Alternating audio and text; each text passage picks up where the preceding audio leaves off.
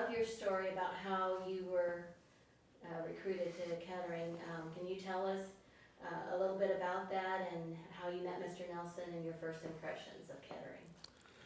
Well, the story all starts back in the middle of my administrative residency here at Florida Hospital.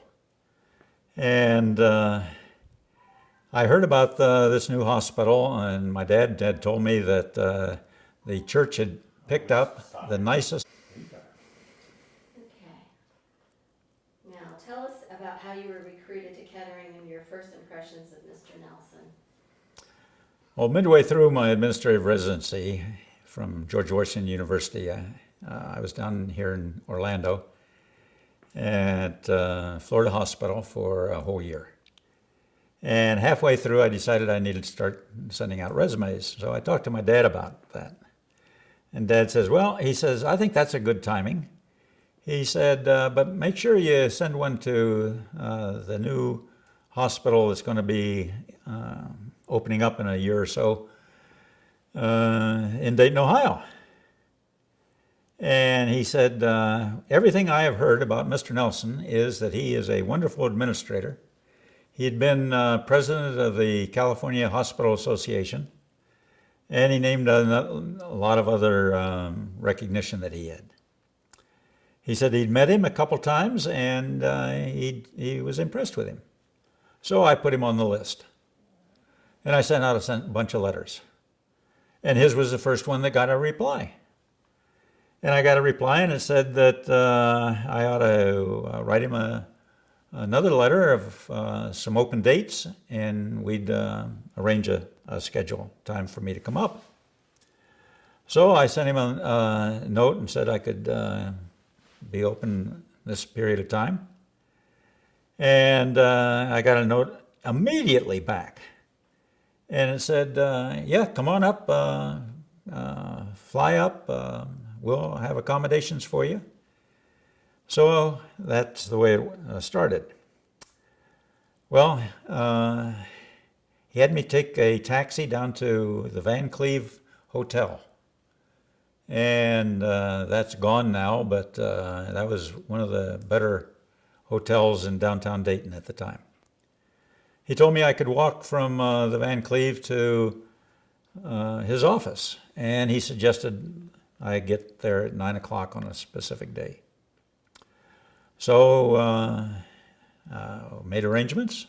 We flew up, and I showed up at his office a few minutes ahead of time. He was there, but he said he had a very busy day, but he had saved an hour for me. And we went into his office, and he said, now tell me about your classwork at George Washington University. You know, every class I'd talk to him about, he had some comment. He knew something about that topic, and we'd be chasing that rabbit down the road for a while. And then he said, now tell me about all of your jobs. He says, I want you to start with the very first job you had and how much you got paid. Well, I said, my first job wasn't much of a job. I emptied trash cans at the end of the day. I'd ride my bicycle down from school. I was in the 6th or 7th grade, and we were in Lansing, Michigan. And my dad was treasurer of the conference, and he could hire me cheaper than anybody else. I think I made 15 cents an hour. And I'd empty the trash cans and put my bike in the trunk of the car and go home when Dad went home. Well, anyway, then I told him about working in a print shop when I was at Cedar Lake Academy. And, he wanted to know about what kind of presses they had. And he wanted to know about if I knew how to set type. He wanted to know everything about every topic. Well, then I eventually got to where, after the Army, I had come back and worked for a couple years at the hospital in Washington, D.C. Dr. Hadley had started. He knew about the Hadleys. And he knew about their son at Loma Linda, 2 sons in Loma Linda. So we talked about Dr. Hadley for a while. Well, he says, what all did you do? Well, I said I started in the accounting office, and pretty soon they asked me to take over the patient billing and collections and the admitting office and the switchboard and just a bunch of other things. Well, about that time, he really had a nice smile on his face, and I thought, boy, I think we may have hit pay dirt here. So about that time, he stood up from behind his desk, and he put out his hand to shake my hand, and he said, I want to talk to you more about it, and I think you ought to join the team that we're putting together. But he says, I don't want an answer. He says, I'd like to take you out and show you what the hospital's like. Well, we walked from the Third National Bank building to a parking garage where he had his car parked, and I found that he had a 2-year-old Chevy 4-door sedan, and it was spotless. Well, it was a little bit of a drizzle that day, typical Dayton day, middle of the winter.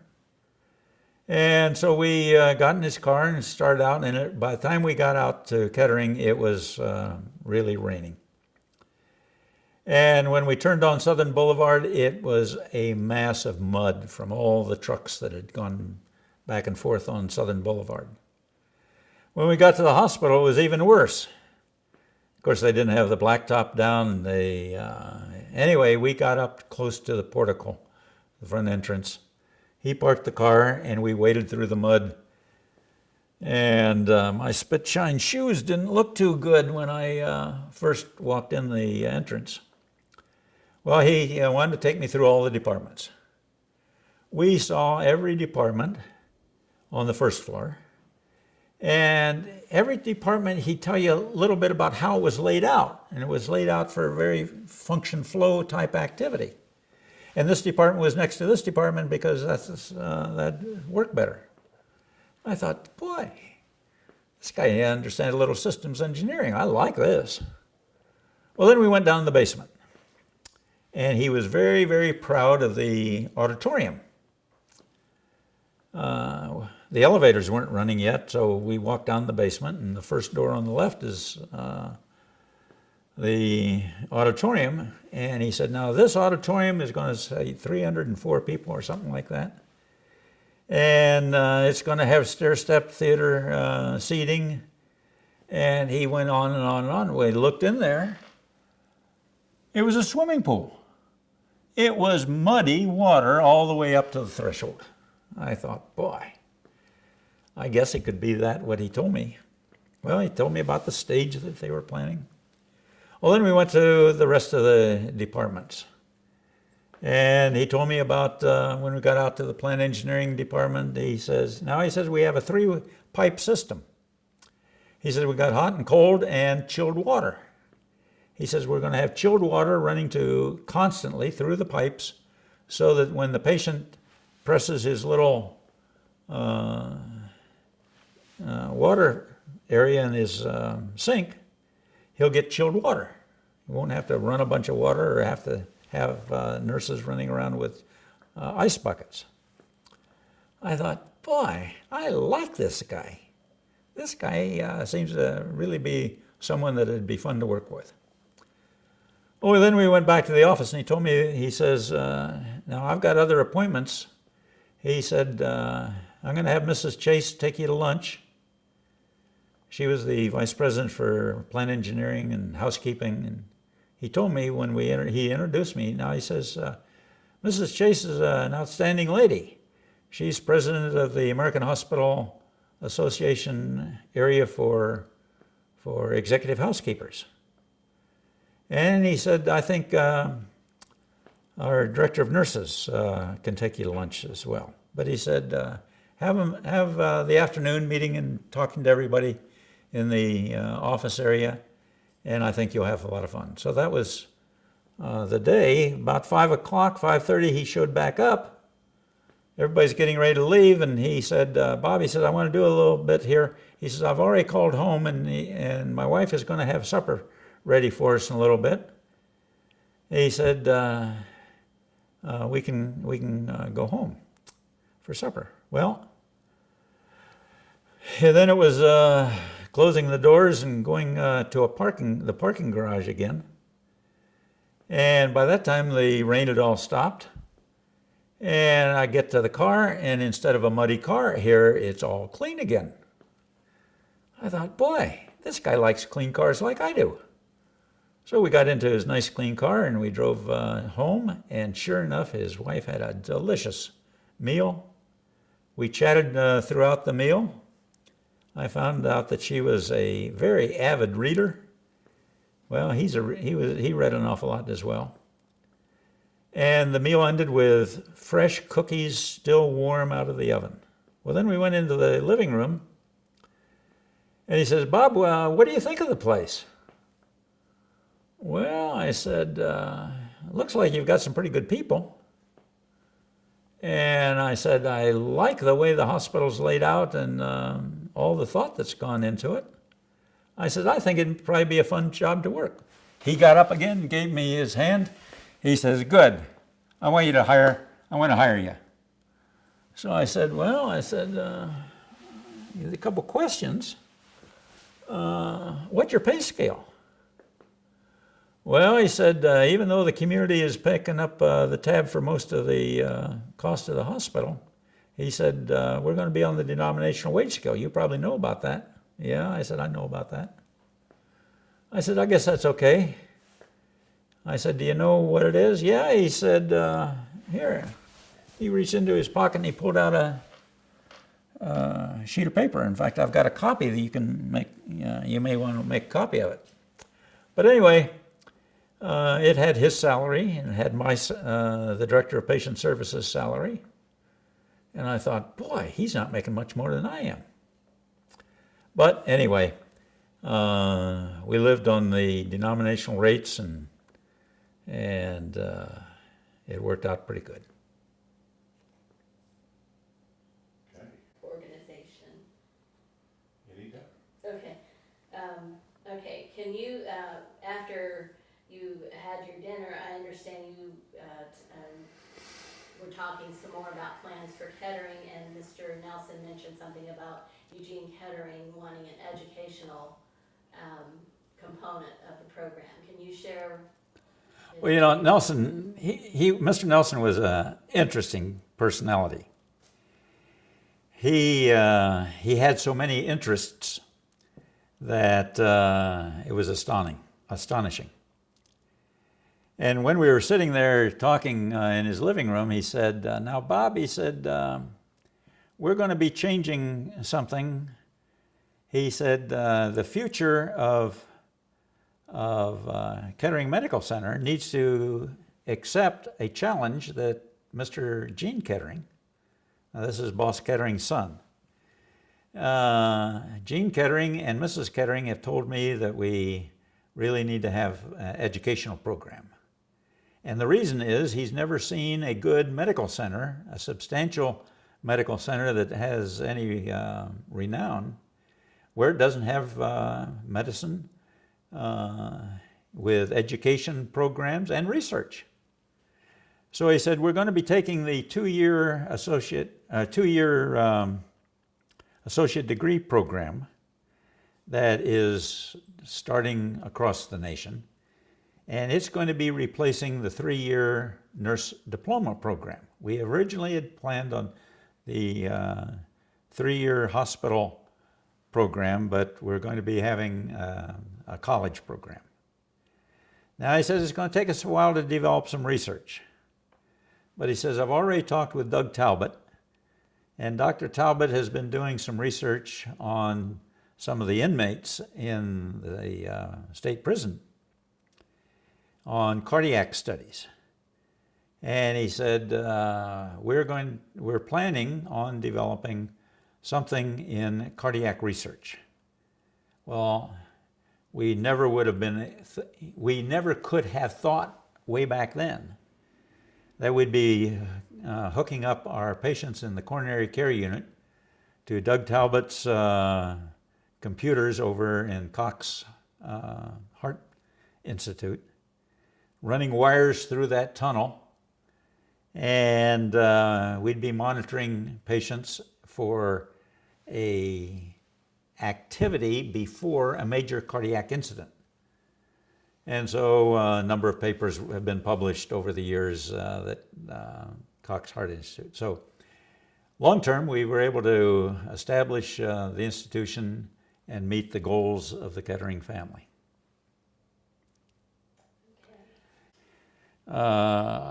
When we were talking about wages back a minute ago, Mr. Kettering said, or Mr. Nelson said, you know, you're going to be in charge of the business office and collection and the admitting office and the switchboard and then he added, and Bob, he said, things always change over time. So job descriptions always have to have a phrase, and other jobs as assigned. You know, throughout my career with both Mr. Nelson and Dr. Schaffner, I think I got more things assigned than I got in my typical job description. I tried to use that with all my new recruits as well. And other duties as assigned. Was the college then already under construction, or was this about the time when he shared this with you that you decided to go ahead and build the college as well? Okay. We mentioned earlier touring the hospital building. Just when you start off, don't refer to anything that you talked about earlier, because we may hear things out of different order. Okay. Tell me about the construction of the college, when that started. Okay.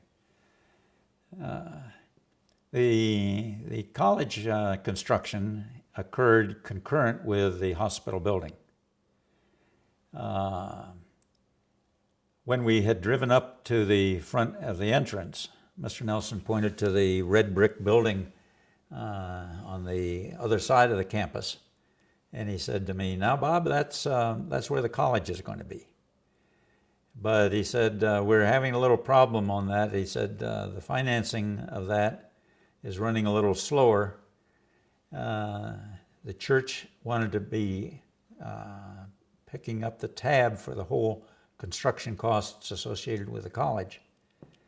And so that's been their component of the overall campus." Okay. So, but that opened Oh. shortly after. Yeah, the college, we didn't get the college open. The problem was we had the idea that we were going to run 3-year programs for nursing and lab and x-ray and physical medicine for technicians, for those kinds of, all the hospital educational activities were going to be just diploma programs. When we decided about the college and turning it into a college, I have a very interesting letter. Mr. Nelson brought over a draft of a letter to HHHS, Health and Human Services, I guess it was. I'll have to look at it. Anyway, the letter was to the chairman of the government program that approved colleges.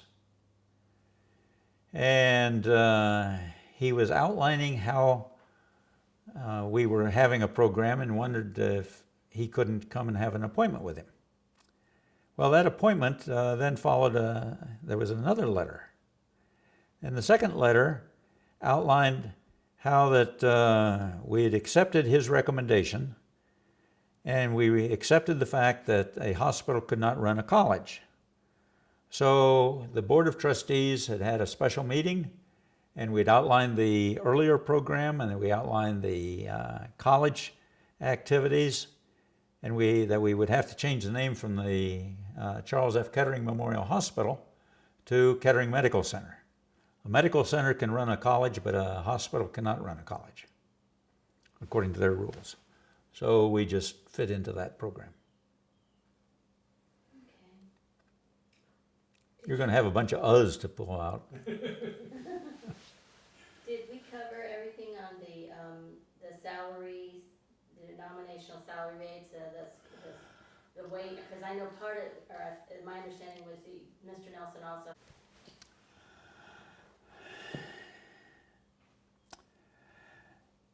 When you're tied in, when a hospital is tied into the overall church program, it has some interesting challenges.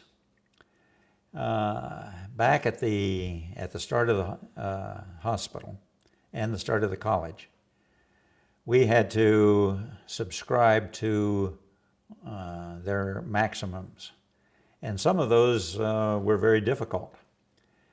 There was one interesting thing: the pay rate was better for people coming, return missionaries. Return missionaries had been on a missionary scale, which was based on each division's salary, approved salary, the approved salary rate. And so we were able to bring Anna Mae Vaughn, who had come from Africa. We brought in Dr. Hedrick, who had been in the Near East, I guess it's the Far East. We'd brought a bunch of missionaries in, and they were all pleased that we paid more. But we weren't competitive. Miami Valley Hospital really was the dominant institution, and their administrator, Dr. Sutton, was a national hospital consultant. And he really kind of ran the Dayton Area Hospital Association. And every year they would have salary rates, but all the hospitals would have salary rates increasing at the same time. And Mr. Nelson had, I think the number was $350 for a staff nurse.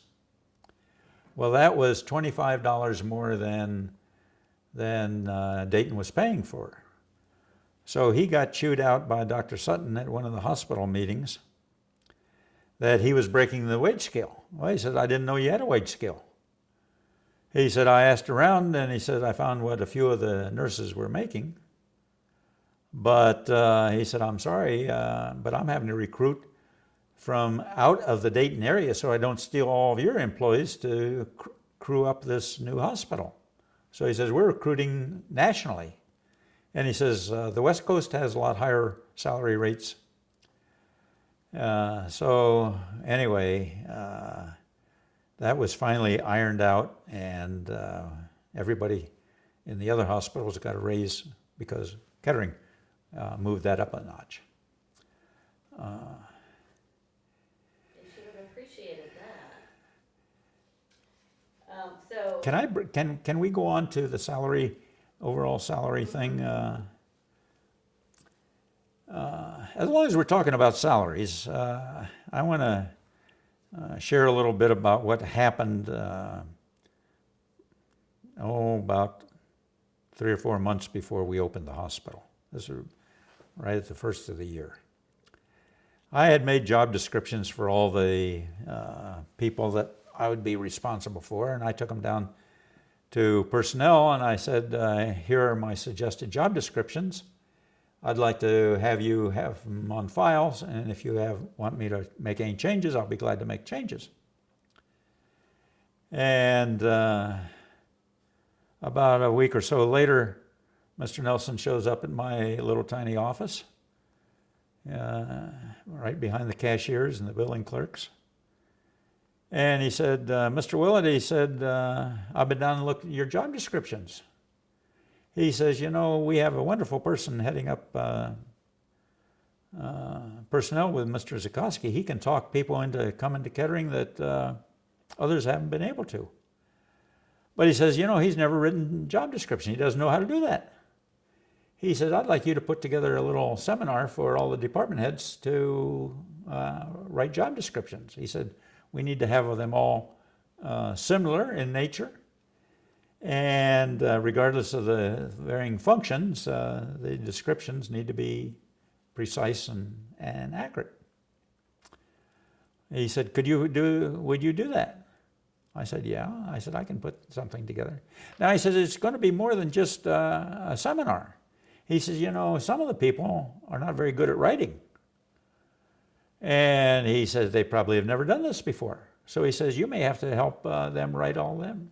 Would you do that? Oh yeah, I said, that won't take too long. I said, I've written enough job descriptions, I think I can help them out. Well, he says to me, Bob, he says, I did tell you about other functions as assigned, or other duties as assigned. He said, I think this fits in that category. And I smiled. Well, then the same thing happened with salary scale. He told me what about the range I ought to have for everybody, and I said, okay. So I made out a salary scale, and I put steps in it, and so we had the category and the step increases, and so I took all that down to personnel. I suggested that they take a look at it, and if they approved it, that'd be good. I'd explain that to people when we were hiring them on. And same thing, Mr. Nelson shows up. He says, Bob, he says, I was down to personnel, and they showed me your salary scale. And I said, yeah. I said, do you have any suggestions? No. He says, I looked at them all, and he says, I think they're pretty good.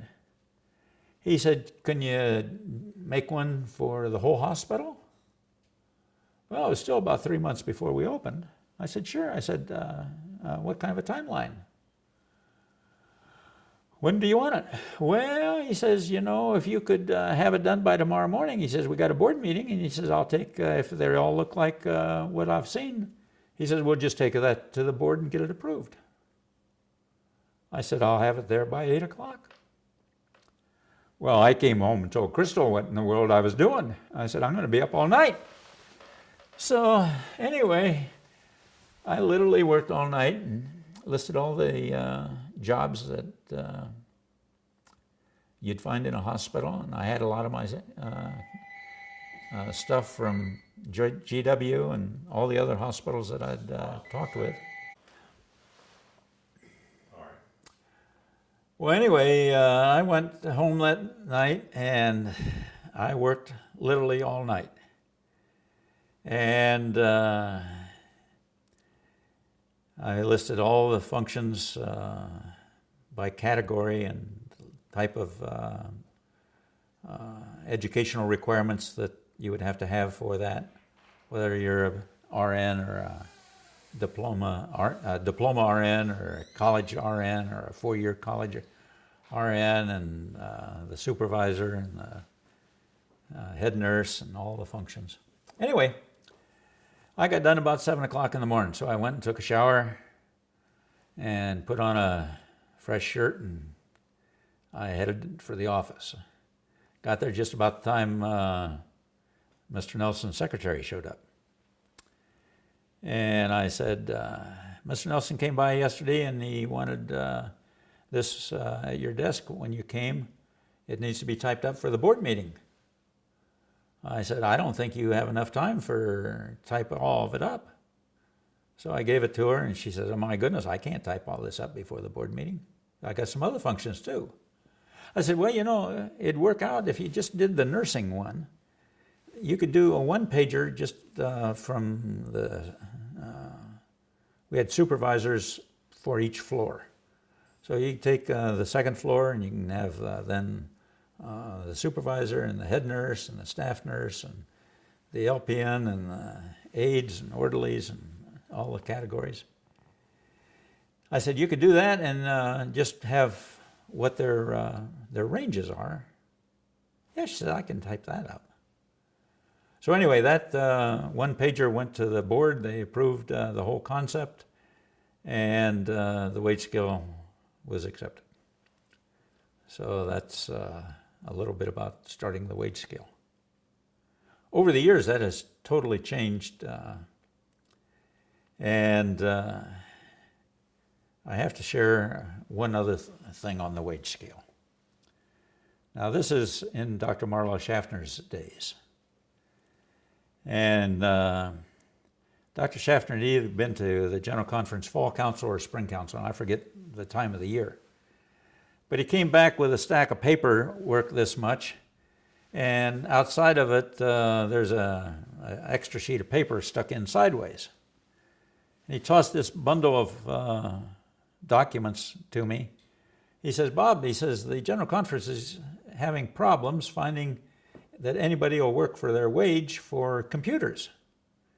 He says, Adventist schools aren't teaching anything.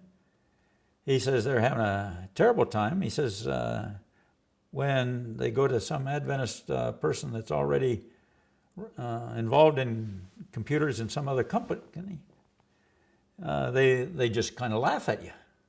And they say, well, I'm making 3 times that much. Or I'm making twice that. I can't afford that. So he said they've come out with a new policy. He says, I've dog-eared that. So he says, take a look at that. You may find some way of solving the problem. Well, I turned to that section, and sure enough, and they already had a policy for it.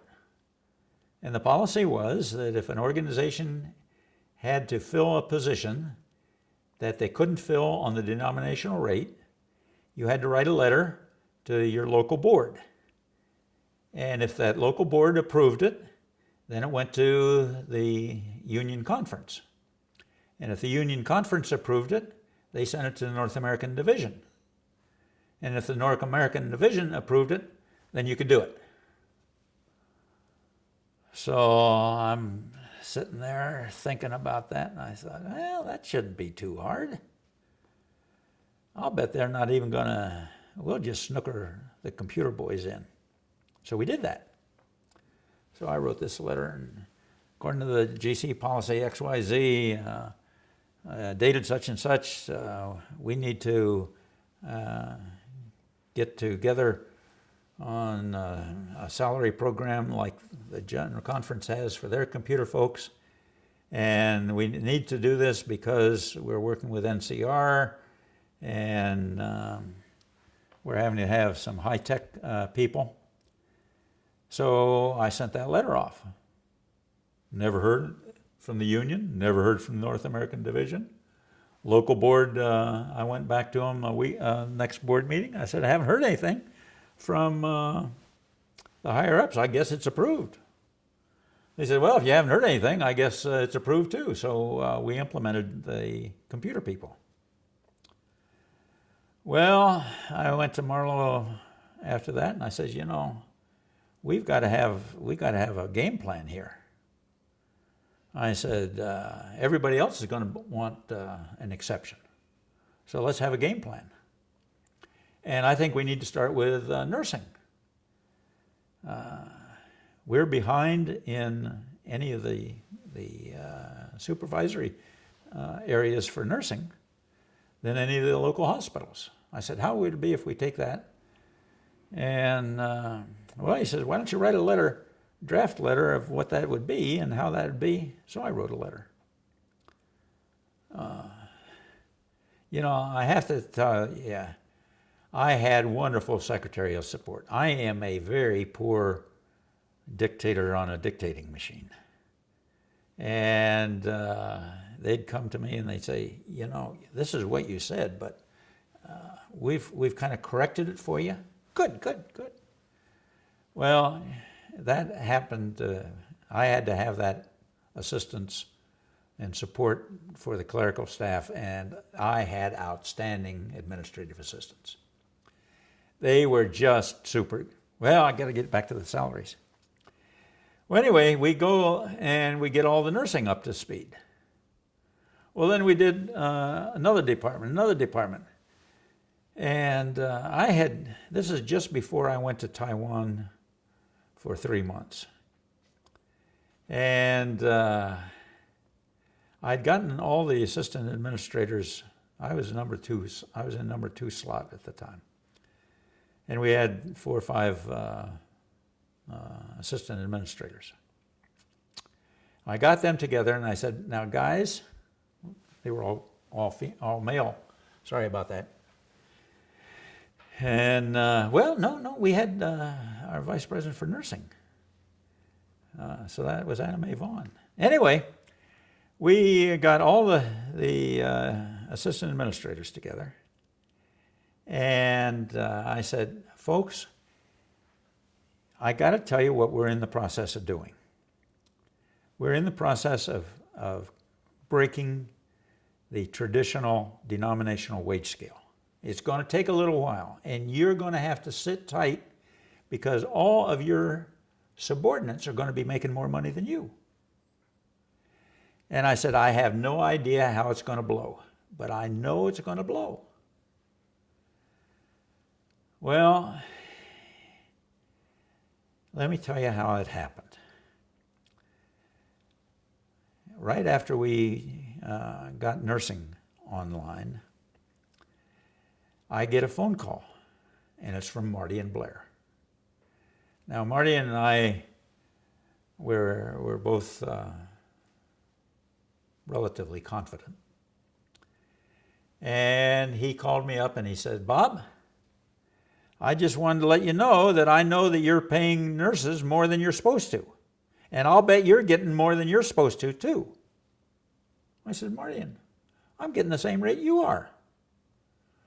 I said, just a minute, let me pull out my sheet and I'll tell you what I'm getting paid. So I did. I said, you're getting paid the same rate as this, right? Yeah. Well, he says, you're something screwy up there. He says, I'm trying to recruit one of your nursing supervisors and she's getting paid more than I am. I said, don't worry about that. It's getting more than I am.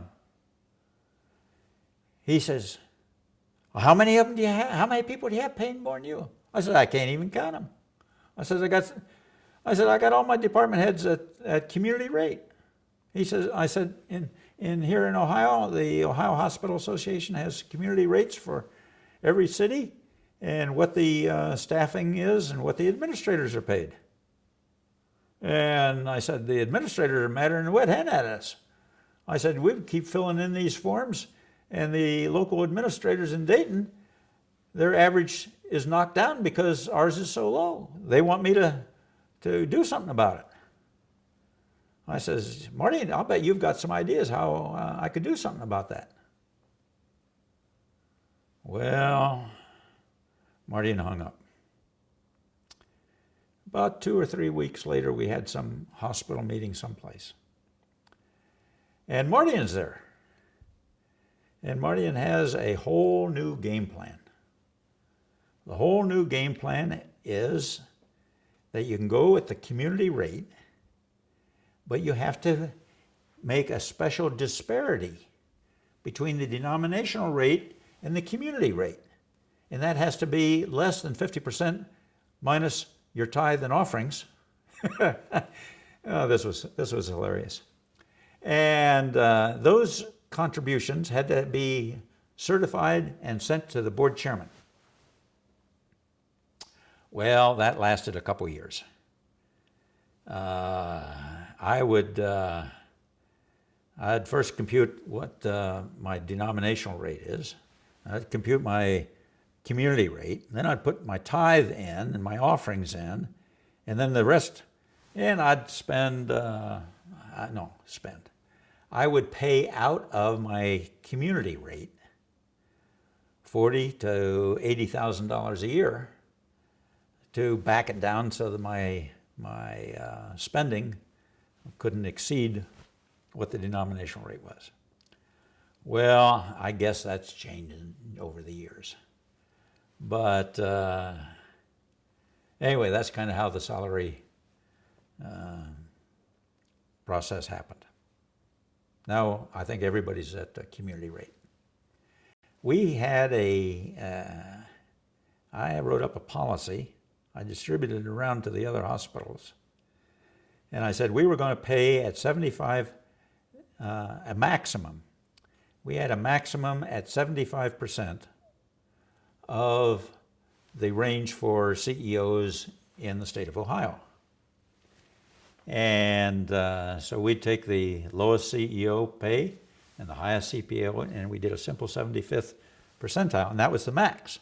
Well, then we backed that down 5 steps so that young bucks coming up, pardon me, young ladies and gentlemen, you'll have to edit that out.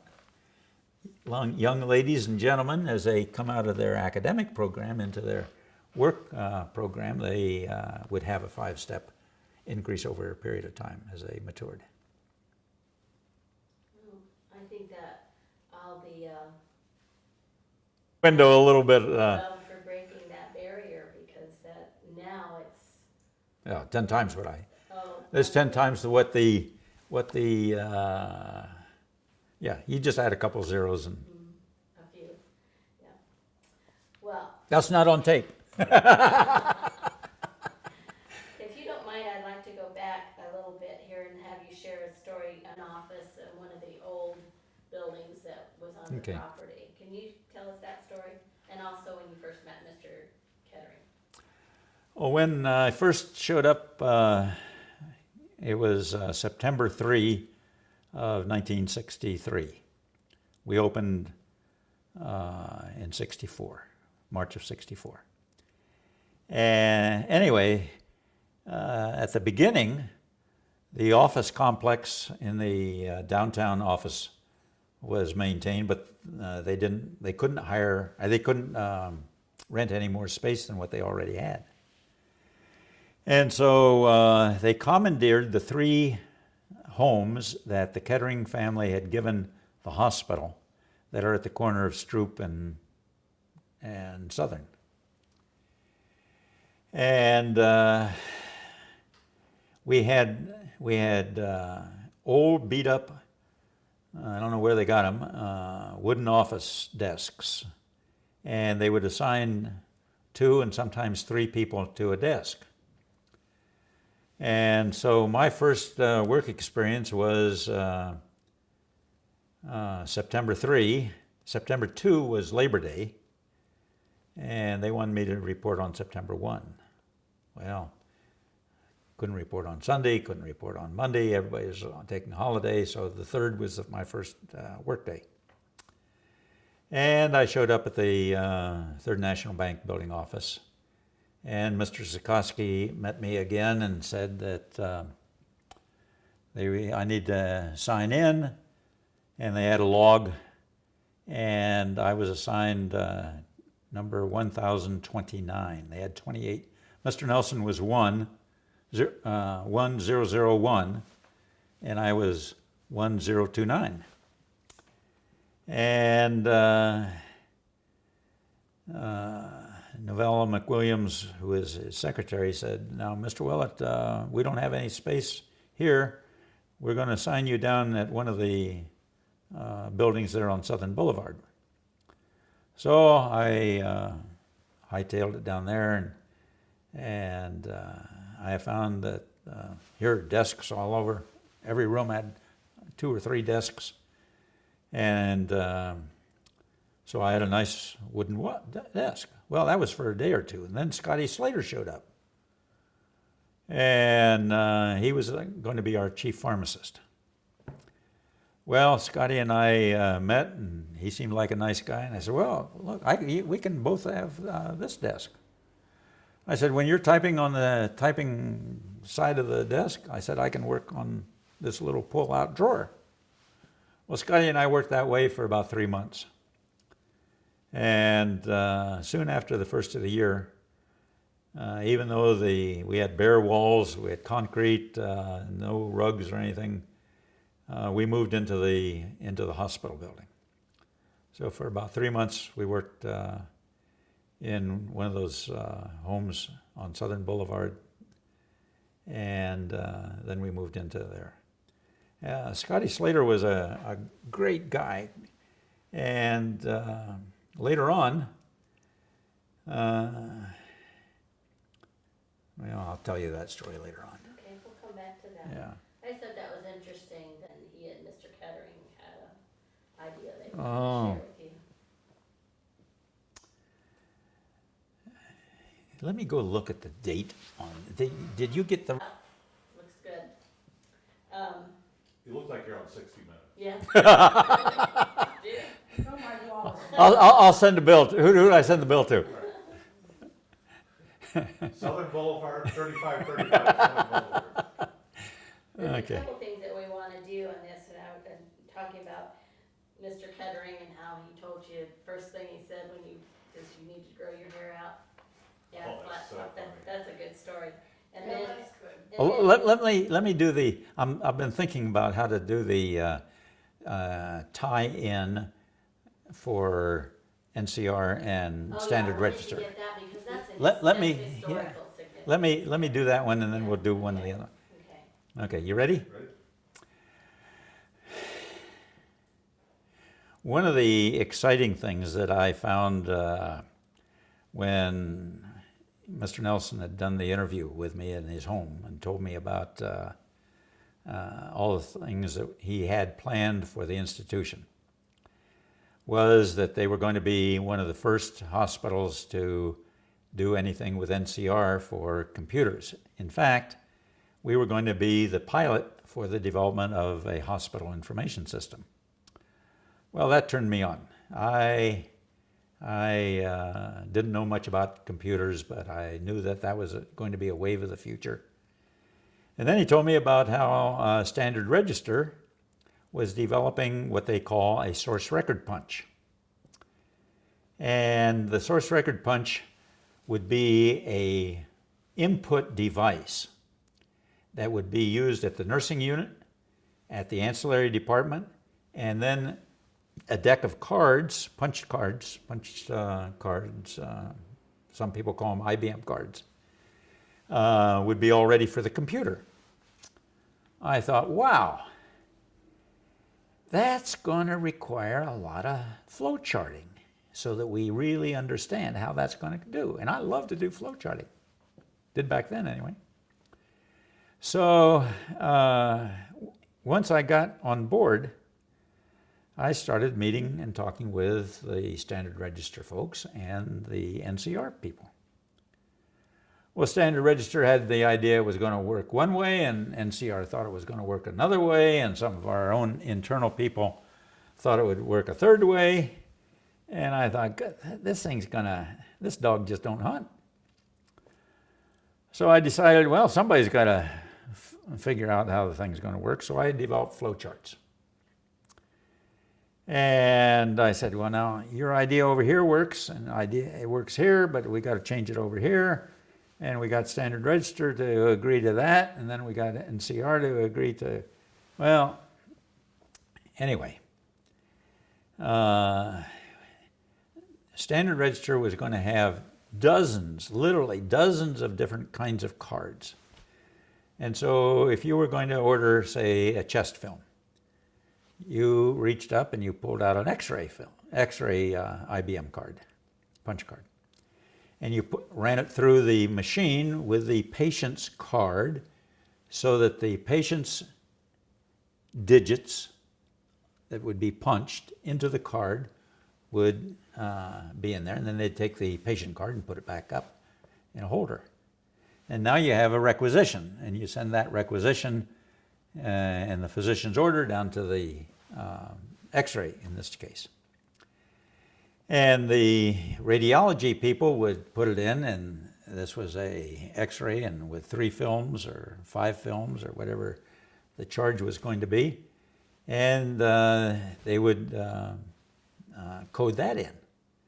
Well, then this would come over to the NCR computer, and we'd stack these piles of cards for all the patients, and it would read the cards and go onto magnetic tape and then onto the computer.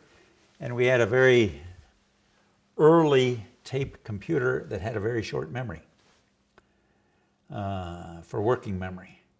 And so it would read a bunch of stuff, and then it would throw it off to tape, and then it would throw it off. Oh, it was a cumbersome method, but it worked.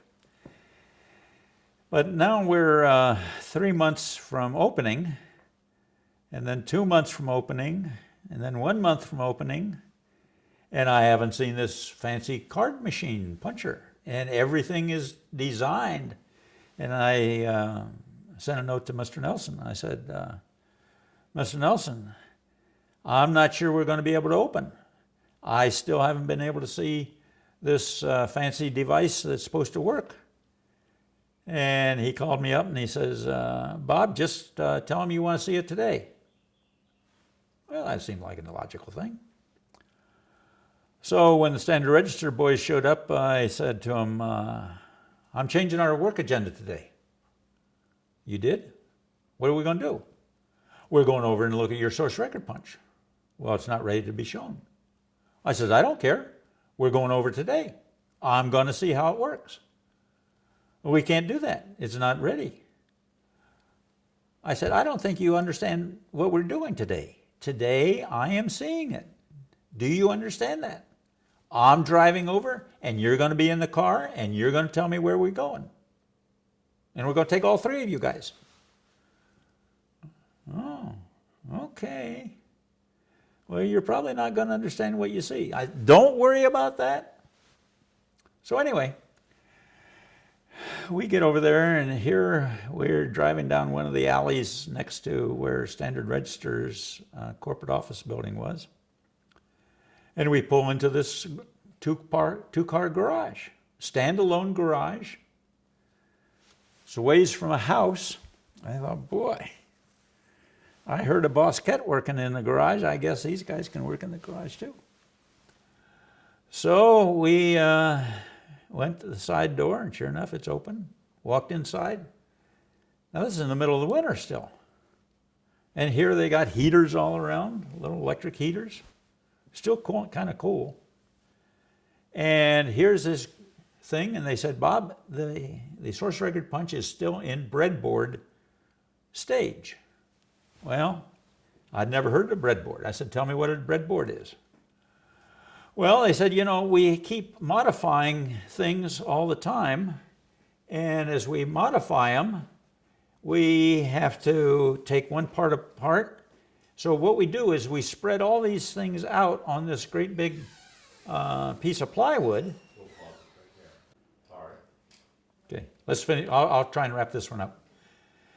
So this breadboard, I couldn't, resistors and all kinds of soldering done and all kinds of hanky-pank things. Never seen anything like this.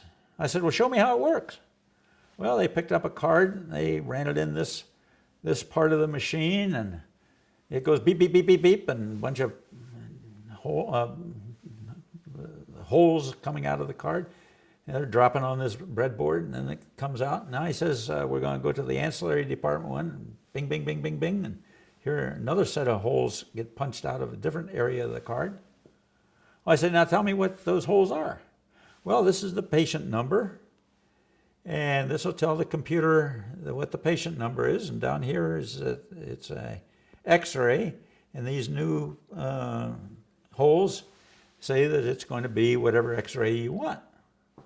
Could be a chest film or whatever else. I said, this won't work. I don't have enough room on the nurse's station. I said, this will take up half the nursing station. Oh, no, they said, it's going to get all squished together. And I said, show me the box.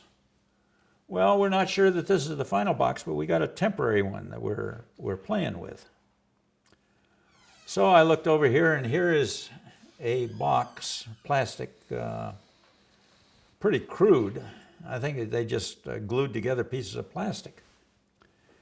I said, that's not going, well, it's not, that's our working model. We're trying to figure out how much we can squish all this stuff together. Well, anyway, we went back to the hospital. At least I was relatively confident that we might. Well, about a week before, they had the machines ready, and we had the Standard Register people do orientation for all the nurses and all the ancillary departmental people. We ran these 24/7 because we had to have the night people be able to use it. People had never seen anything like this. This was something new. Well, the problem with it was monumental. Now, it might not be as bad as Obamacare rollout, but it was close to it. We had 2 engineers 24/7, 7 days a week, and the machines would jam. Well, they made all kinds of little gadgets. They took hard wire, and made little things you could stick in there and dig the cards out of the machine. And if the personnel couldn't get it all out, they'd call one of the engineers. They must have been there for 9 months, maybe a year, 24/7, making sure the system worked. Finally, they brought in new models that were a lot more functional, and it worked a little better. And then we just had guys on call, and we could call them, and they'd come in from their home. So anyway, yeah, the thing did work, but boy, we sweat bullets worrying that it was not going to work. I even had contacted a couple of hospitals and said, we may have to borrow some of your computer stuff to get us running. But it all worked out in the end. See, not many people know that got off to such a rough start there. Yeah. Because everybody thought this was state of the art and everything ran smoothly. So that's kind of interesting that you were kind of... Can I talk about the multiform? Multiform? Go ahead, man. He showed it. Oh, I got to tell you another little vignette about life at the beginning of Medicare, because Medicare came on very similar. I don't remember within months of the hospital opening up. Anyway, at that time, the hospital did all the billing for the hospital-based physicians. Part of their contract was they got X% of the total charge for their interpretation or pathologists for all the tests and all that stuff. Well, anyway, they didn't have any billing system. And so I ginned up a very unique device where Standard Register would give us a multi-sheet bill that one would be for the grand total. But then over at the side, it would say what the professional component was. And then I'd have a special page on the layered on the bottom of it for the pathologist and the radiologist and the physical medicine and I forget all the folks. But anyway, a number of them. And so the computer would print out with one bill multiple statements. Medicare said that the patient had to know what the hospital charge was and the professional component, and then they'd send the professional component bill off to the separate part of Medicare. It worked good, and I hope that we'll be able to show a specimen because I just happened to save one of those. We gave Standard Register a lot of business. Not only were we giving them all the card stock, but then we just had the patient bill, but we had a 22-page admitting form. And this was a unique admitting form. Mr. Nelson said to me one day, Bob, I want you to develop a system so that every department that needs to know about a patient admission, they know about it instantaneously. Well, how do you do that? We didn't have Xerox. We didn't have the computer web. We didn't even have a sophisticated computer that knew who was being admitted until they got the cards that night. So anyway, we developed this form. Well then, the electric typewriter wasn't powerful enough to pound through this 22-page document. And we did use the NCR, no carbon required paper. That was expensive paper. But then once we typed up the admitting form, we could tear off things, and things went immediately to X-ray and immediately to lab and immediate to volunteers so they could collect the flowers and know where to send them. The trouble was our typists weren't always as expert as they needed to be.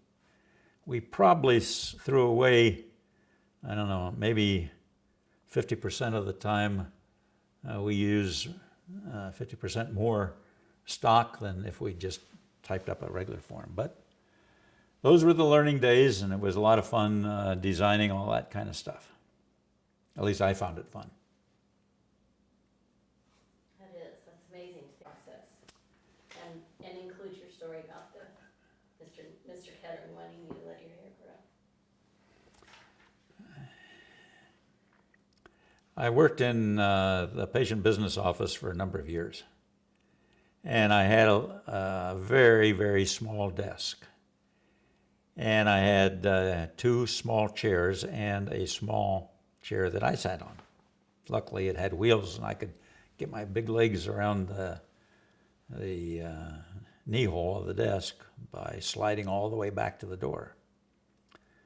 I think they had to refinish the door when Dick Scott took over, because he was a smaller guy and he didn't bump the back of the door all the time. But anyway, Mr. Nelson would call, and he'd have an idea, and I found that it was advantageous to drop whatever I was doing, and if I could, and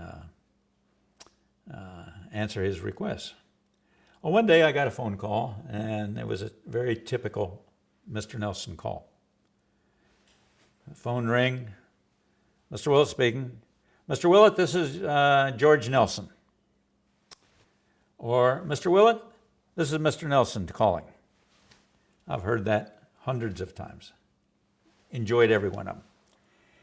Well, one day I got this phone call, and it was, Mr. Willett, this is Mr. Nelson, and Mr. Kettering is meeting with me in the office, and we'd like to have you join us. Can you come over? I said, sure, and I hot-footed across the hall. And Mr. Nelson's door was closed, so I knocked, and I knew they were anticipating me, so I knocked and opened the door crack, and with that, I heard Mr. Nelson say, Bob, come on in. Well, I walked in, and he said, Bob, you know Mr. Nelson, don't you? Oh, yeah. Oh, Mr. Nelson always introduced people officially, even though you already knew them. Bob, can we go back a second? You didn't say Mr. Kettering, you said, Bob, you know Mr. Nelson. Can you pick it up there and say, you know Mr. Kettering? I'm gonna fix one thing too. There's a few more to wrap it up. Okay, so you knocked on the door, and they asked you to come in, and Mr. Kettering looked at you and picked it up from there. I knocked on the door, opened it a little bit, and Mr. Nelson said, Mr. Will, is that you? Come on in. So I walked in. He immediately introduced me to Mr. Kettering. He said, you know Mr. Jean Kettering, don't you? Yeah, we've met several times. And with that, Jean Kettering looked at me, and we leaned kind of forward like this, and he said, Mr. Willett, I understand you're doing pretty good here, and you work good with Mr. Nelson, but I want to tell you, you need to let your hair grow. I thought, good night. What's wrong with my hair? He says, I want to let you know that I never hire a jet pilot, even though he's been a combat pilot for years and he's flown multiple missions. I don't want him in my plane running it for me until he has long hair. You need to let your hair grow. Well, I'd been wearing a flat top from college days. And that kind of took me back a minute. I said, thank you for letting me know that. I appreciate that. Well, the next time I went to the barber shop, and guess what? I told the barber, just around the sides, we're letting the hair grow.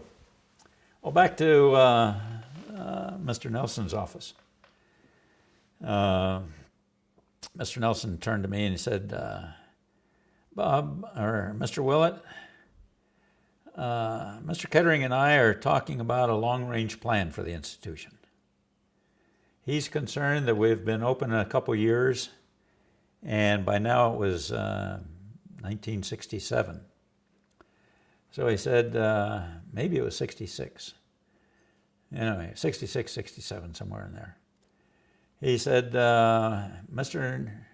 Kettering wants to form a long-range planning committee, and we need to lay out the future years for Kettering Medical Center. He said, I've been doing some thinking about it, and we want you to be secretary for the long-range planning committee. I thought, wow. I wonder what they've heard. I hope it all been good. Well, anyway, we got along pretty good. Mr. Kettering said, now he says, I've already talked to some of my friends. He says most of them are CEOs of major corporations. And he says, I've got George Shear, who is president of McCall's Printing. And he's going to be chairman of our long-range planning committee. He said, I understand you even have worked in a print shop. Oh, yeah.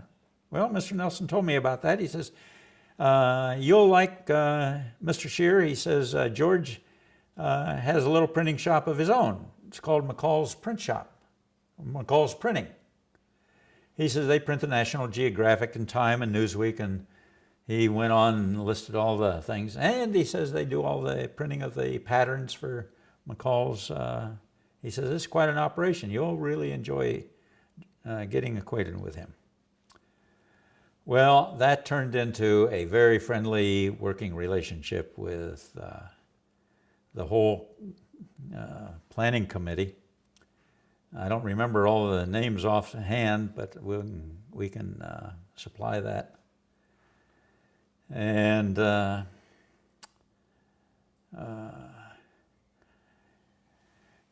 we finally had a number of meetings.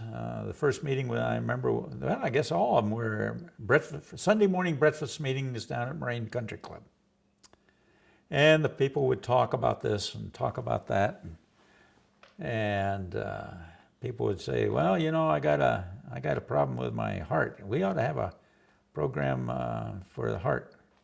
Somebody else say, you know, my pulmonary system isn't what it used to be. So anyway, we picked up one of the two objectives was we ought to be noted for our cardiac program and for our pulmonary program.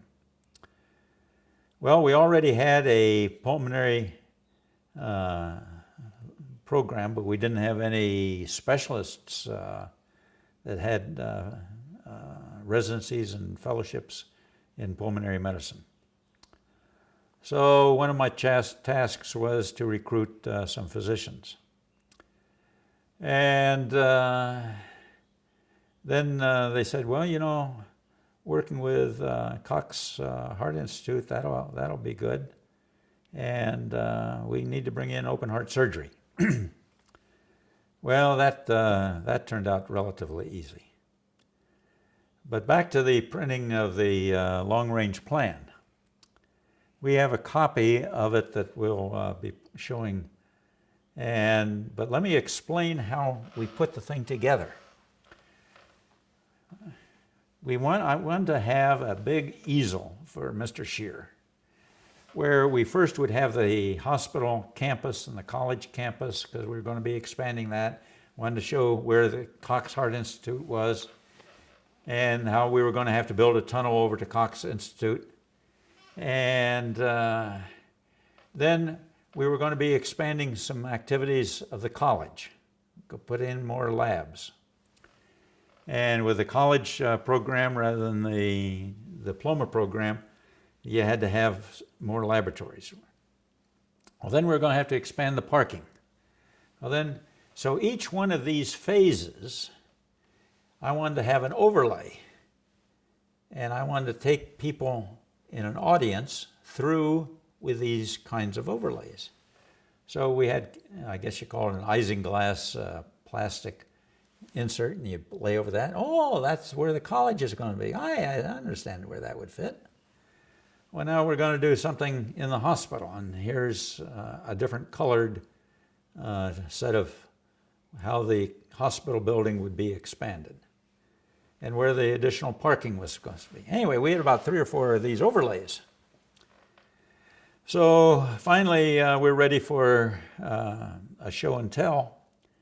And Mr. Shear had suggested, Bob, we can't print all of these handouts in this. How are we going to have a handout? Oh, I said, that's easy. I said, I'll work on that. So I drafted this. He stopped by on his way to the office one morning, and he said, do you have something that I can take to our specialty printer? He says, all this is going to be printed up in our specialty shop. Yeah, I said, I've got this outline. You can take that with you. And I got a phone call about 45 minutes later. This is George Shear. Bob, I've been trying to explain all this information that you've got laid out here and all these poopy colors. Quote, poopy colors. His words, not mine.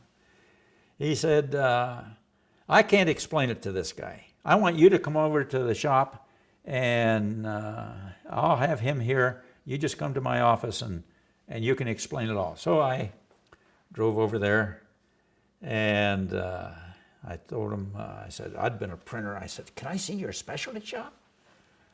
Oh, sure. So the guy takes me and he shows me all the special printing devices that they had, and everything from an old plant and press like I had run to the new offset.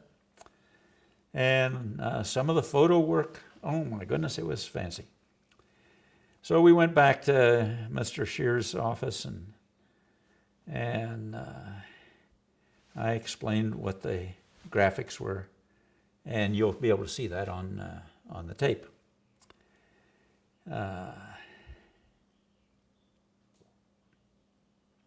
Back to the presentation where Mr. Shear was presenting all this. He had the handouts and they were passed around. Then he got up and he says, now, he said, I want to walk everybody through this. He said, you have a handout that you can follow what I'm going to be showing. And he says, first, this is the hospital campus as you see it today. Everybody said, yeah, that looks like it.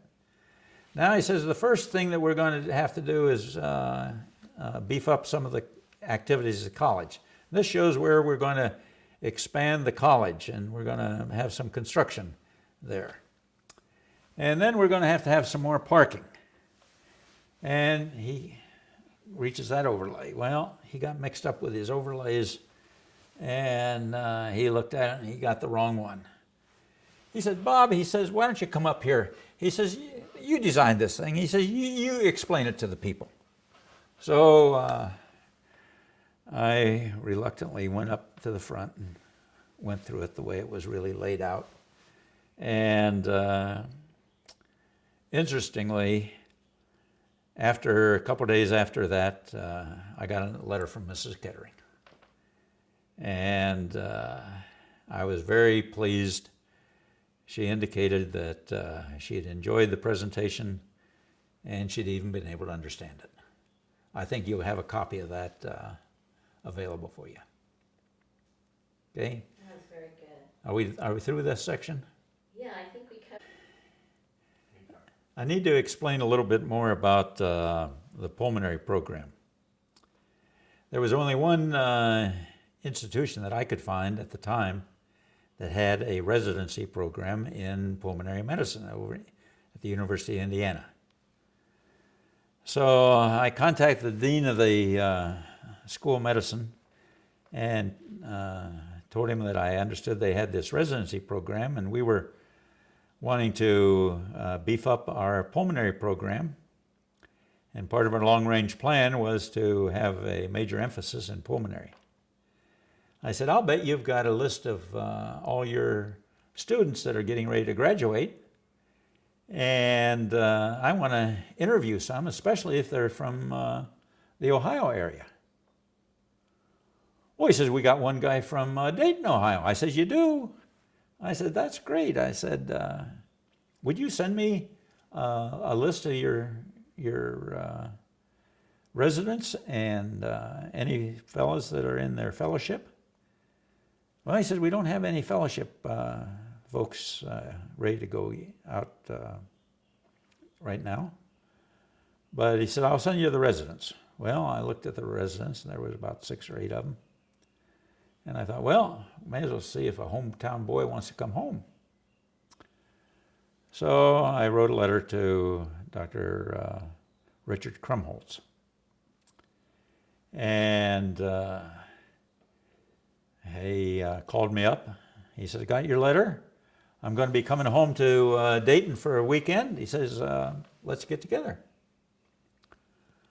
Well, I found Dick a very exciting guy. This guy was full of ideas. He said, let me tell you, what we're going to need to do is have a pulmonary intensive care unit. He said, I want to be the director of it. Well, I said, that's okay. Tell me what's it going to do? Well, he said, I hear that Wright Pat Air Force Base is doing a lot of work with their moonshot. And we're going to be having humans up on the moon. And in conjunction with that, they're doing all kinds of anatomical evaluation, and some of it's pulmonary.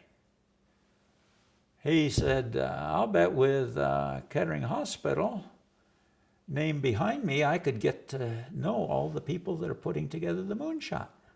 Well, I said, I know the guy that is in charge of the research institute out there. I said, I've toured it. He says, I got a heat oven there where they show how they're going to suit these guys up, and they can go in as hot as it's going to be when the sun is shining on the moon, or as cold as it is. I said, yeah, I know about that. I said, we had that guy as a administrative resident for a while, and he took me out there. I said, that's going to be easy. Oh, my goodness. You thought I took Dick into a candy shop and said, anything you want. Well, we used a lot of the devices that they were using for the moonshot in our pulmonary intensive care unit. And I had a trip out to Denver. And I'd read someplace where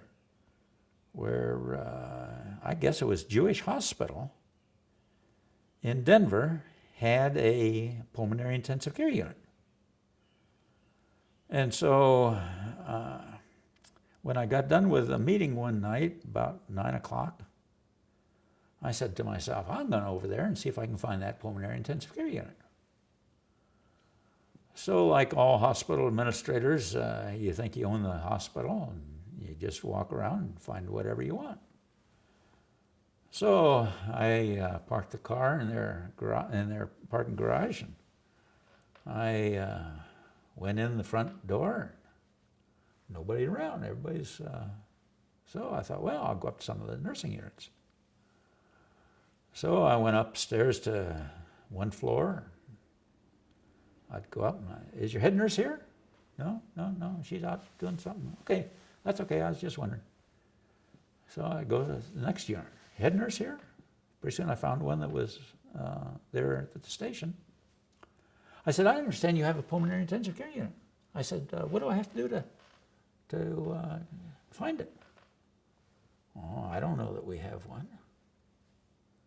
Well, you've written an article. Here's the article. Well, I know that doctor, but we don't have a specific set of beds. I said, okay. I said, thank you. I said, where's your director of nursing office? I'll bet you've got a evening director for the whole hospital. Yeah? What's your name? Well, they gave it to me, the name. I wrote it down. And I said, where's your office? Well, it's down on the first floor. You'll find it. Told me where to go. So I went and knocked on the door. Introduced myself, and I said, I'm Bob Willett from Kettering Medical Center in Dayton, Ohio, and we're developing a pulmonary intensive care unit. And I read this article, and I understand you've got a PICU, and I'd like to tour it if I could. No, she says, we don't have a pulmonary intensive care. She says, I know the doctor. She says he's got a whole cupboard full of devices that he uses, and some of them are in this article, but we don't have a full-time. I said, oh, rats. Well, anyway, I wasted a couple hours chasing that idea, but we were one of the very first pulmonary intensive care units, and Wright Pats to be commended for letting us in on some of their technology. See, there wasn't really one there. No. It was in his mind. It was in his mind. He had a intensive care unit in his mind, yeah. But he had the ideas for it. Yep. That's interesting. Well, you want to take a break and we'll... Sure. I'm closing the dishwasher door. Okay. Thank you. Are you ready? You talk to Judy as much as you can. Okay. You asked about the, can I start off with that one? Well, let me ask you and then you just respond. Tell us about the first Christmas at Kettering and the Kettering starting a tradition of gifts to the employees. The very first Christmas time at Kettering was unusual. We had about 85 to 100 employees on board then. We had everybody from housekeeping to nursing and the ancillary departments. We had a number of physicians. And Mrs. Kettering called up Mr. Nelson and said, Jean and I want to have the employees come up to the Ridgely Terrace for a Christmas party activity. And so we all went up, and there was a wonderful buffet. It didn't matter what you liked, it was there. And big Christmas tree. She had presents for boys and girls, men and women. And that year, George Nelson said, I want to start a Christmas tradition. Apples are going to be the tradition. We're going to get a truckload of apples from the state of Washington, and that's going to be our tradition for Christmas. Well, we expanded that a little bit. We had an employee big Christmas party in the gym, and I don't know whether you'll put this on tape or not, but you need the story. I'm playing Santa Claus, and it used to be that I'd put on a Santa suit, and I'd put pillows here, and I'd suspenders, and I'd hook the pillows on, and I like to jump off the stage, and I'd tell the kids, I'm coming down off the stage, and I'm going to take all the way around the gym, and when we come back, we're all going to sit around the Christmas tree, and I want all the children to wait till I get there before you join the crowd, and then Santa's going to give you a present. Well, this one year, my suspenders broke. When I jumped off the stage and I landed, the britches kept on going. So I grabbed them, and I grabbed the mic, And I said, children, Santa Claus has changed his mind. He's not going to walk around and pick you all up and have a train of folks coming around. I want you all to come up, and Santa will give you your presents right now. Well, I huffed and puffed and did whatever I could do to make sure Santa wasn't exposed. But anyway, that was one of the funny Christmas presents. But anyway, back to the apples. I think the institution has maintained those for years and years and years, and I hope that they can also remember their employees and their medical staff with such a gift. I think they still do. I think the medical staff. So, jumping back to technology, you have a reputation for helping establish Kettering's reputation for hot innovation and technology and being the first to have a lot of things. And what brought that interest about? I know you had an interest early on in technology from the business office standpoint. What led you into things like MRI and PET and CT scans? If you look at any successful corporation, they have to have 2 or 3 or 4 things. You need a succession, so you've got good people that you're growing. That's important. And where the technology of whatever your corporation is, you need to know where that is going. Well, when I was in my administrative residency, I came across an article that kept haunting me. The article was about farmers raising corn. And the farmers that took the herbicidal corn early on did very well. And there have been several research reports addressing how well they've done and what the temperament of the people are. Well, I'd read that article and I thought, I think that's applicable even to hospitals. So one of the things that interested me in Kettering was this exciting invention of a hospital information system. But after we got open, I kept thinking about new things that were coming down the pike. And I don't know that I'm going to be able to remember them in order, but at hospital shows, hospital equipment shows, like the American Hospital in Chicago, I observed that slowly there were vendors, corporations that had single channel and dual channel, relatively automated equipment. And so I'd challenge them. I'd say, I'm at a exciting hospital that's working on a hospital information system. And what you need to do is take this piece of your product and marry it with this people and marry it with this one and marry it with this and have a multi-channel analyzer. Well, you can't do that. I hate the word can't. Never did like it. And I'd gig them a little bit about using the word can't. And I'd say, next time I come here, I want to have these 3 or 4 machines collectively together. You can do it. I know you can do it.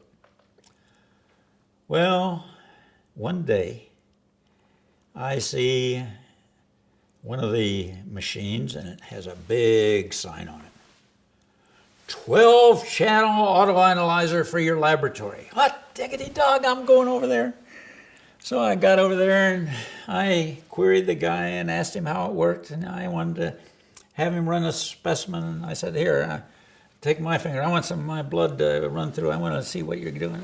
He says, good. Hey, who are you? Well, I said, I'm just a simple guy. I don't understand all this stuff. I want to see how it works. Well, anyway, about that time, we were moving the laboratory from the first floor down to the basement. We tore out the old laundry and put in this spacious lab. And we were in a time when we had to write certificates of need. So I'm writing the thing and we're saying why we're doing it and why we think we need that many square feet and how much this and that. And I thought, I'm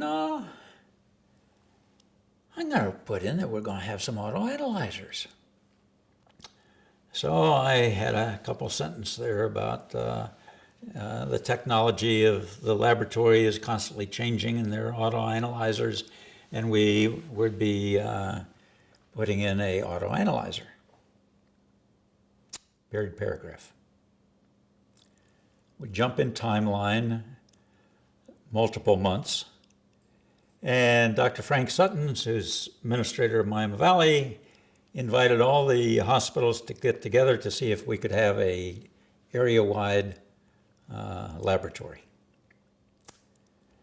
Well, we collected data for several months, and we had sessions every month, and finally we came to a conclusion that yes, we could have that kind of a coordinated activity, and we would save a little money.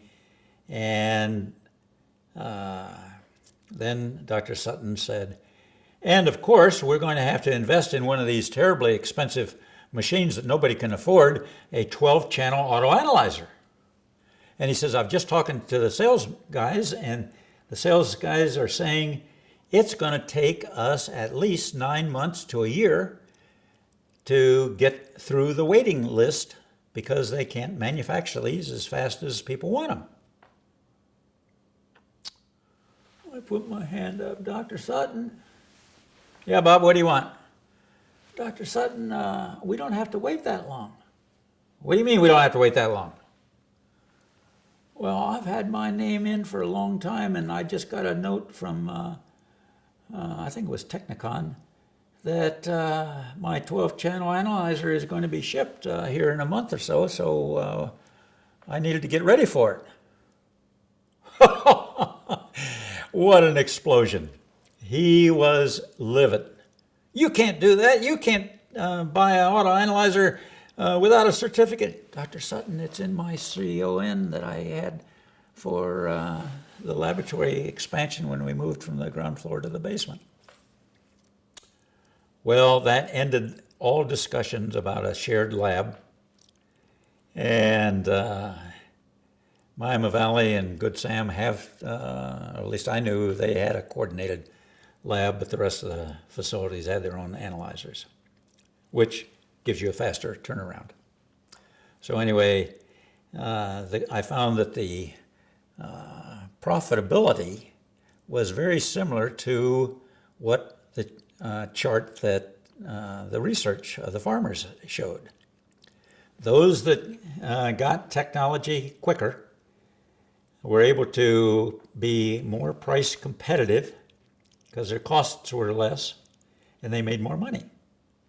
The same thing was true when it came time for CAT scanner.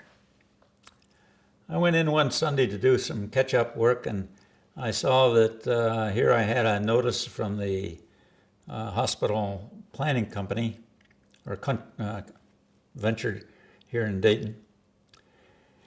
And they said they were going to be reviewing at their next meeting whether anybody was going to be interested in a CAT scanner. Well, I'd looked at that equipment ahead of time, and there was a unit that was a head only.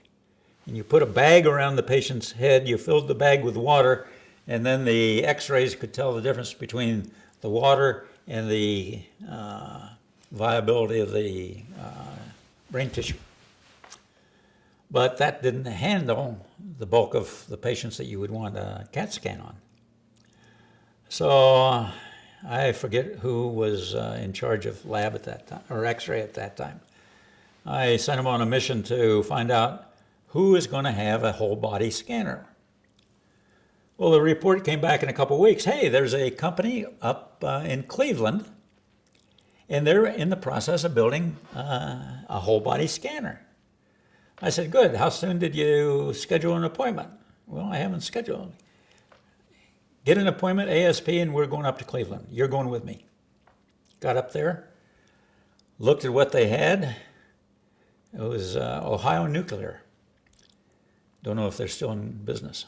Anyway, I came back thinking boy, next time we do some kind of a CON, I had no idea the health planning was planning on it. So I wrote up a CON that Sunday for radiology to be getting a CAT scanner. And that I was anticipating that this would be a whole body. Well, nobody else knew that there was a whole body. Nobody had been keeping up on it. I think we paid off that CAT scanner in about 6 months. The farmers were right. The same thing happened with MRI. And then the last major technology of PET scanning, that I have to give a lot of credit to Joe Mantle. Dr. Mantle is a prince of a person. He's very patient-oriented, but he's very high-tech oriented. One of my sessions with Joe, when I find out, I tried to have meetings with all the managers and a lot of the physician departments that had physicians involved. I'd either go over to their department or they'd come over to the office. And I said to Joe, hey, what's this I hear about PET scanning? Oh, Bob, you gotta get one. No, that's not what I asked. I want to know about it. Well, he says, this fits right into your long-range plan. I says, my long-range plan? Yeah, he says, I read one time where not only heart and pulmonary, but cancer was going to be one of your major things. Yeah, we added that to our long-range plan. Well, he says, this is the only way you can determine whether chemotherapy is working. I says, how do you do that? Well, he says, it's very simple. He says, cancer has cells that are growing about twice as fast as normal cells. And he says, what we do is pick a radioisotope and send that with glucose through the patient's blood vessel system. And when it comes to an area that is using more than its normal amount of glucose, it picks up this radioactivity. And then we scan the patient, and I said, I want to see one. Well, he said, nobody's making one. Well, I said, that's okay, show me one. Somebody's got one. You know about it. Yeah. He said, well, we can go out to St. Louis. He said, the university and the hospitals have collectively gotten together and they built one. We can see that one. And then there's a guy that's called the father of nuclear medicine, PET scanning, Mike somebody or other. He's anyway at the UCLA. And he said, I know him well enough, we can get an appointment there. He said, I don't know whether Mayo has anything, but they probably do. He says, I'll find out. I'll find out where else we can go. Well, within 3 months, I was sold. When I saw that within just a few days, you could determine whether a chemotherapy regimen was functioning on that patient. And if it wasn't, why run them through the rest of the 6 weeks of hell where they feel terrible, they can't eat, I won't mention anything else. I said, Joe, we got to get this.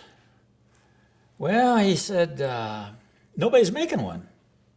I said, somebody has to be thinking about making one. I'll bet there's somebody. He came back a few weeks later. Bob, he said, we're going over, oh my goodness, I can't remember the name.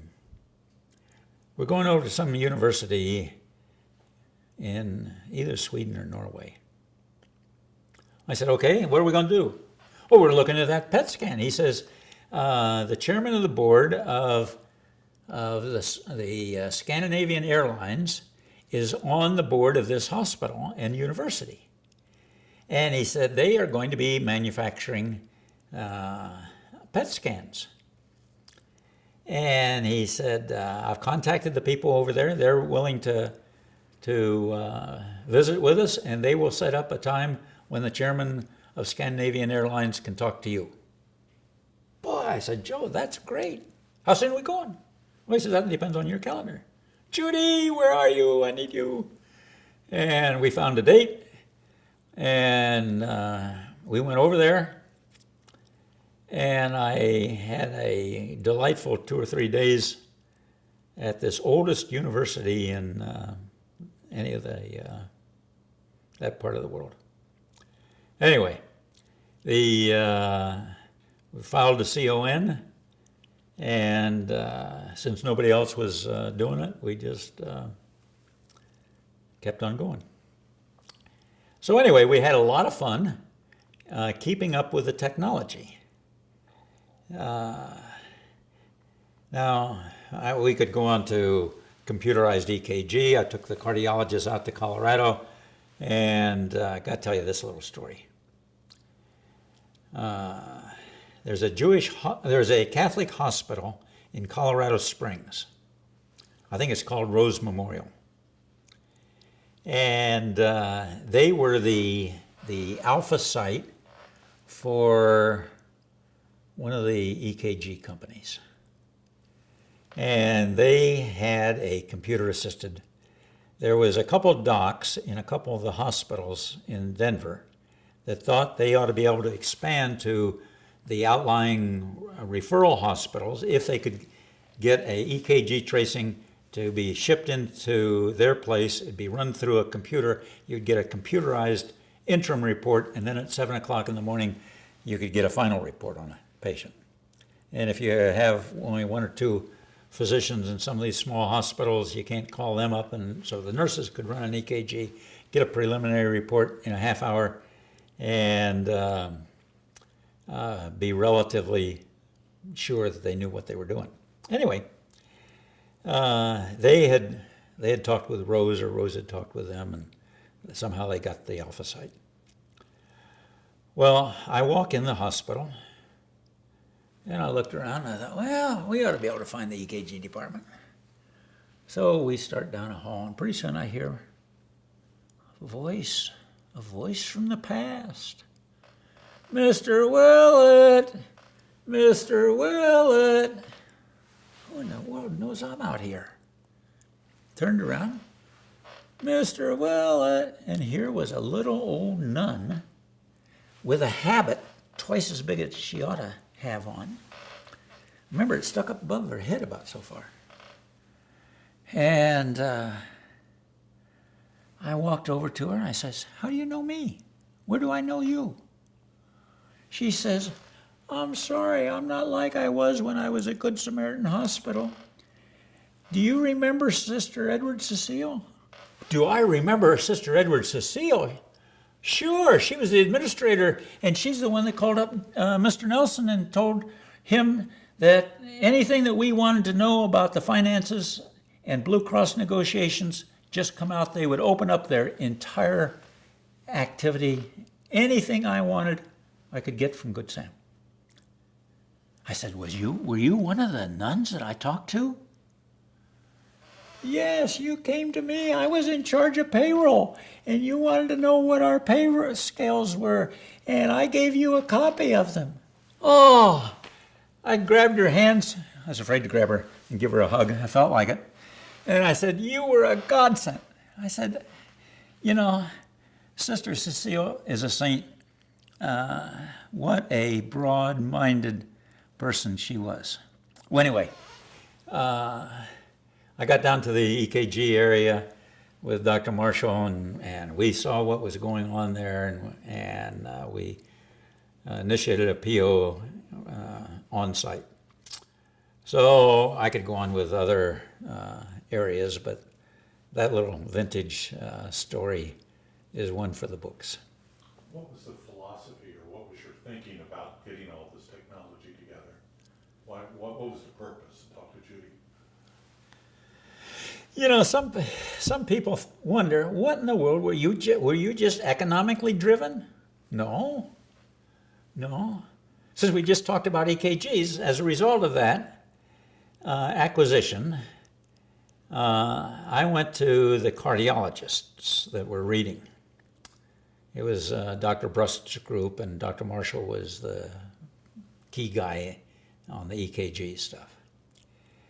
And when we got the computer in, we would have all of the measurements. You know, you got the wiggly lines running up and down, and the QRS wave, and you got all that stuff. And they used to use calipers. And I'd wander in when Bill would be reading, and I'd watch him, and he's measuring this. Bill, what's the relation here to here? Oh, that. Anyway. All of a sudden, he didn't have to make any measurements. All those measurements were already done for him. So I said to him, Bill, I just bought some hardware that is making your work 50% cheaper. I'm sorry, 50% easier. Probably did say cheaper, but easier. Got back to the right focus. Easier. Isn't that right, Bill? Isn't it 50% easier to read this without having to make all those measurements? Yeah. Your output's 50% better. Yeah. I said, okay, I got a deal for you. I want all of the EKGs interpreted and up on the floor by 7 o'clock in the morning. Now, do you want to get up early? And if you don't want to get up early and come in and read them all out, because you can read them in half the time now, that's okay. I just want to tell you what I'm going to do. I'm going to terminate your contract at the present time, and I'm going to get somebody that's willing to get up early in the morning, because I want those reports up there because it'll shorten my length of stay. And I said, I got pressure on length of stay. So what am I faced with? I'm faced with high technology that makes your work easier, and we can get it up there by 7 o'clock, and you're not going to have to get up too much earlier. Bill says, I don't think you'll do that. Bill, don't challenge me. Don't challenge me. We're going to do it. Now, are you going to be part of it or not? I'll give you my response tomorrow. Tomorrow's good. Tomorrow's good. Let's see, tomorrow's Wednesday. I will have a letter for you either extending your contract or terminating it Wednesday morning. I want to let you know. I said the wrong day, didn't I? I moved it up one day. I said, I got to know. I got to get that length of stay. Okay, bottom line, as soon as we got all the reports up there, we cut over a full day. It was almost a day and a half. Now, was that worth it? Sure, it was worth it. The patient got better. Blue Cross had to pay one less day. Sorry, Bill, you had to get up early. That's okay. He got the job done. Now, when it comes to PET, if I got cancer, I want to know what's happening ASAP. I'll go in there and watch the guy read it. So the technology, yeah, that was fun. It was nice having it. It was good to be first in the block, or the first in Ohio, or first in Southwest Ohio, whatever our marketing people ginned up. But the bottom line, you want patient care.